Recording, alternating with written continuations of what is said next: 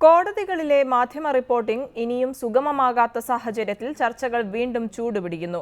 അഭിഭാഷകരുടെ അപകർഷതാബോധമാണ് വിഷയങ്ങൾ സങ്കീർണമാക്കുന്നതെന്ന് ഒരു ഭാഗത്ത് ചൂണ്ടിക്കാണിക്കപ്പെടുമ്പോൾ സംഭവങ്ങൾക്ക് പിന്നിൽ അടിസ്ഥാനപരമായ കാരണമുണ്ടെന്നാണ് അഭിഭാഷകരുടെ വാദം.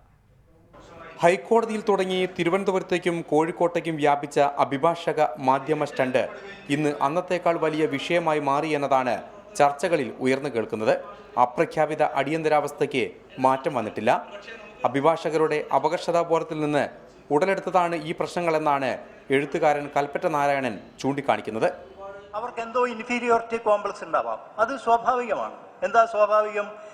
ലോ കോളേജുകൾക്ക് ഇന്നൊരു ഗ്ലാമറും ഇല്ല. ഏറ്റവും കുറച്ച് മാർക്കുള്ള ആളുകളാണ് അവിടെ എത്തിപ്പെടുന്നത്. എന്നാൽ അഭിഭാഷകർക്ക് ദൃശ്യതയെ ഉൾക്കൊള്ളാൻ കഴിയില്ലെന്ന വാദത്തെ അതേ നാണയത്തിൽ എതിർക്കുകയാണ് ഇന്ത്യൻ ലോയേഴ്സ് കോൺഗ്രസ്. സംസ്ഥാനത്ത് അരങ്ങേറിയ കോടതി സംഭവങ്ങൾക്ക് പിന്നിൽ അടിസ്ഥാനപരമായ കാരണങ്ങളുണ്ടെന്നാണ് ലോയേഴ്സ് കോൺഗ്രസിന്റെ കണ്ടെത്തൽ. അപ്പോൾ കേരളത്തിന്റെ വിവിധ സ്ഥലങ്ങളിൽ ഇങ്ങനെ ഒരു പ്രതിഷേധം ഒരേപോലെ പടർന്നു വരണമെങ്കിൽ അതിനടിസ്ഥാനപരമായ കാരണങ്ങളുണ്ട്. അവിടേക്കാണ് നമ്മൾ എത്തേണ്ടത്. അതിനിടെ മാധ്യമപ്രവർത്തകരെ കോടതിയിൽ ഒരു അഭിഭാഷകനും തടയില്ല എന്ന് ബാർ അസോസിയേഷൻ പ്രസിഡന്റിനെ പോലുള്ളവർ ചർച്ചകളിൽ പങ്കുവെക്കുമ്പോഴും പഴയ സ്വരച്ചേർച്ച ഇപ്പോഴും ചോദ്യചിഹ്നമായി തുടരുകയാണ്. റിപ്പോർട്ടർ, കോഴിക്കോട്.